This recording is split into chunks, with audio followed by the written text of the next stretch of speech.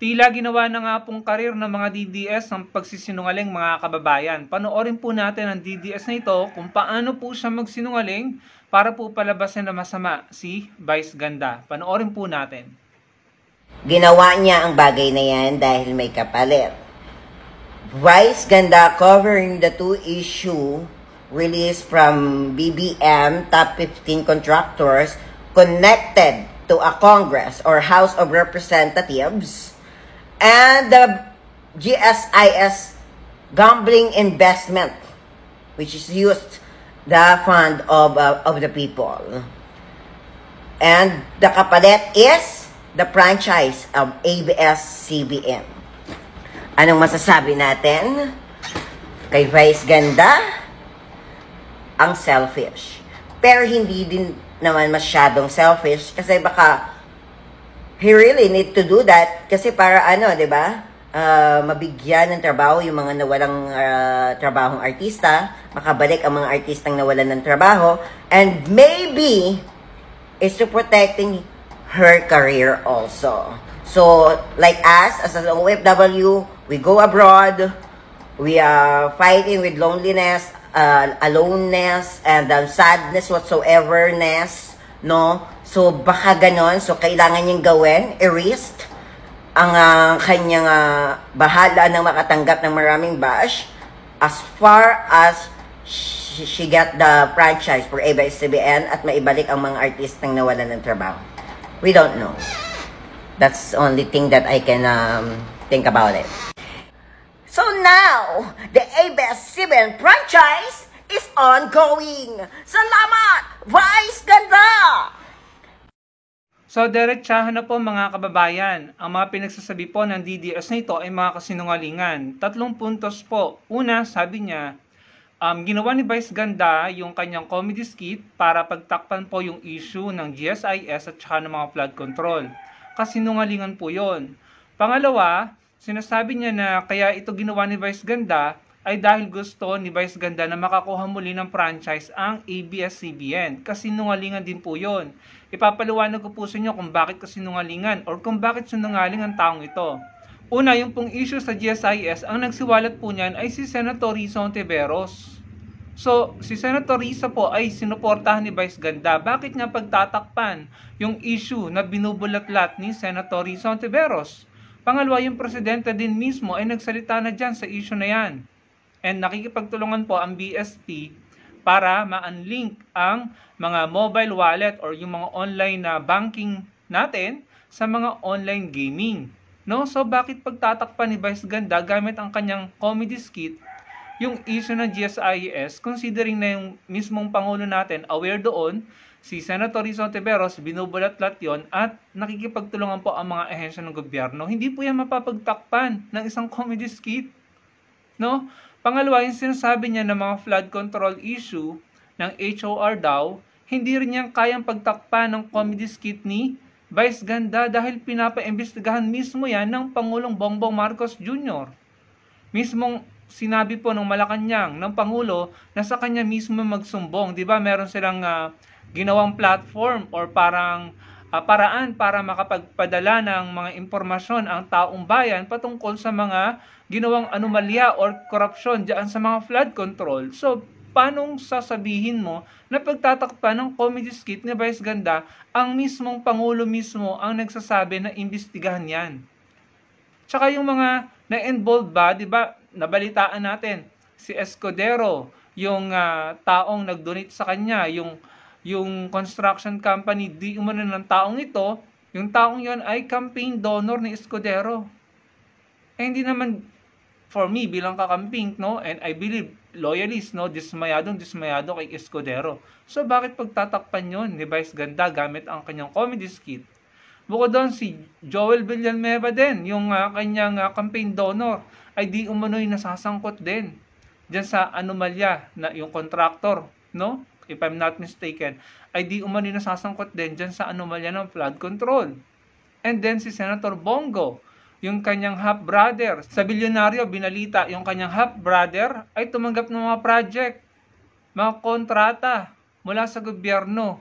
Eh, kung half-brother siya ni Senator Bongo, conflict of interest yun. may kinalaman pa din sa flood control. Binalita po yan sa bilyonaryo. Maaring may conflict of interest, no? Dahil tumanggap po yung family or relative ni Senator Bongo ng proyekto mula sa gobyerno na may kinalaman din sa flood control. Ito din po yung siniwalat ni Senator Trillanes. So, bakit pagtatakpan niya ni Vice Ganda? Mga sinusuportahan nyo ang nai-involve. Ako, personally, hindi ko gusto yan si Escudero. Hindi ko gusto yan si Villanueva. And alam naman natin, si Senator Bongo ay maka-Duterte. So, bakit gagawa ng comedy skit si Vice Ganda para pagtakpan ng issue ng GSIS na mismong si Senator Risa ang bumubulatlat na sinuportahan ni Vice Ganda? And bakit din siya gagawa ng comedy skit para pagtakpan ng issue ng flood control? Mismong si President Bongbong Marcos Jr. na ang naghihikayat sa publiko na magsumbong kayo at magpadala kayo ng impormasyon patungkol sa katiwalaan sa mga flood control na yan. So, kaya ko po nasabing kasinungalingan ang mga kinuda ng DDS na ito.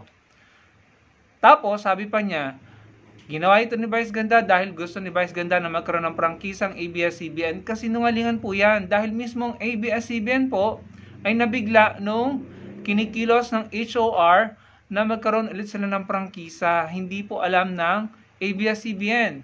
Ito po yung sabi ni ABS-CBN President and CEO Carlo Katigbak. Sabi niya, even if Congress granted the franchise to ABS-CBN, we will not be able to rebuild our former national network because all the frequencies we use to transmit have already been granted to other broadcasters. So kaya hindi na po sila naghahabol ng prangkisa. Una, pinaliwanag po ni Vice Ganda dito sa article na ito, mababasa niyo po yung paliwanag ni Vice Ganda na wala na po silang hinahabol na prangkisa dahil hawak na or pagmamay-ari na ito ng iba. If I'm not mistaken, yung mga bilyar, 'di ba? Yung all TV nila na ewan ko kung ano nangyari. Yung mga bilyar po ang nakakuha ng prangkisa ng ABS-CBN noong panahon ni Duterte. Mga bilyar na oligarch na sinasabi ng mga DDS ayaw nila sa oligarch pero nakinabang po ang mga bilyar sa administrasyon ni Duterte, in my opinion. So, wala na pong hinahabol ang ABS-CBN na prangkisa kasi meron ng may-ari. Ngayon, kung i-grant po ng Kongreso ng panibagong prangkisang ABS-CBN, pinaliwanag po ng President and CEO ng ABS-CBN, si Mr. Carlos Katigbak, na hindi na nila magagamit yung prangkisa dahil yung kanilang mga frequencies ay ibinigay na sa ibang network. Sa pagkakaunawa ko, basahin niyo po yung sinabi niya. So, ano pang hahabulin or ano pa? Hindi nga po nag-request ang ABS-CBN ng bagong prangkisa eh. Tsaka di po ba, kung matatandaan nyo, nag-close na. If I'm not mistaken, binenta na nila yung property nila sa Quezon City. Tapos, tinurn off na nila itong tower na ito, itong iconic tower na ito, tinurn off na nila at ang daming dumagsang mga celebrity, mga kilalang personalidad, at nagtrabaho sa ABS-CBN para masaksihan ang huling ilaw or pag-turn off dyan sa tower na yan, yung iconic tower na yan ng ABS-CBN. So, anong pinagsasasabi ng taong ito, na DDS na ito, na kaya ginawa ni Vice Ganda yung comedy skit ay para makakuha sila ng prangkisa? Hindi na nila kailangan yon, hindi na kailangan ng ABS-CBN na prangkisa. Isa pa, ang trato nila sa sarili nila, ang ABS-CBN, they consider themselves content creator na lang. Naggagawa na lang sila ng content para sa mga social media platform nila, and then yung iba pinoprovide nila sa GMA Network, sa TV5, sila na yung nagpo-provide ng content. Kaya di ba may mga show ang ABS-CBN sa TV5 at saka sa GMA7 dahil sila na lang yung nagpo-produce ng content, nagpo-provide at pinapalabas sa ibang network, no? Kaya hindi na nila kailangan ng prangkisa. Content creator na sila. Yun po yung pagkakaunawa ko, na trato nila sa sarili nila. Hindi na sila television network, content creator na. So, ano pinagsasasabi ng taong ito? Isa pa, yung issue ng GSIS at flood control na sinasabi nito na pinagtatakpan ni Vice Ganda dahil dun sa kanyang comedy skit. Kasinungalingan. Dahil may mga ahensya po ng gobyerno at mismong si Senator Rizon Tiveros at si PBBM ang tumututok dyan.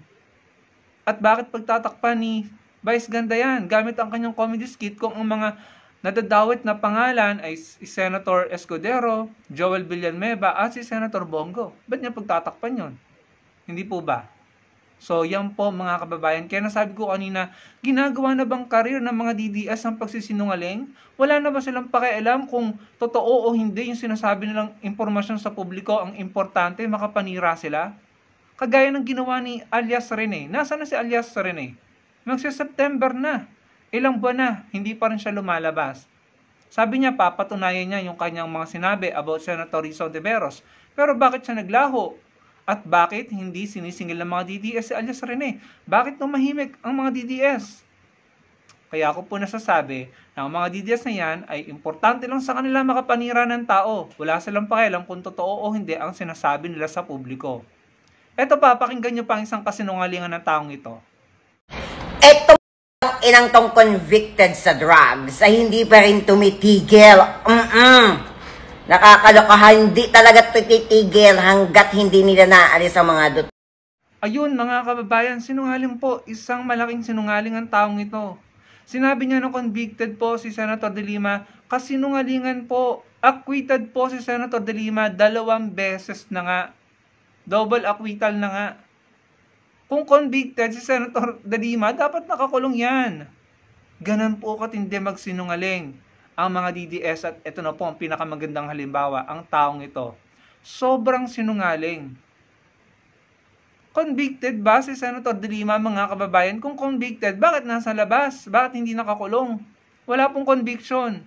O baka lang siya nga itong taong ito at hindi niya alam kung anong kaibahan ng conviction at acquittal.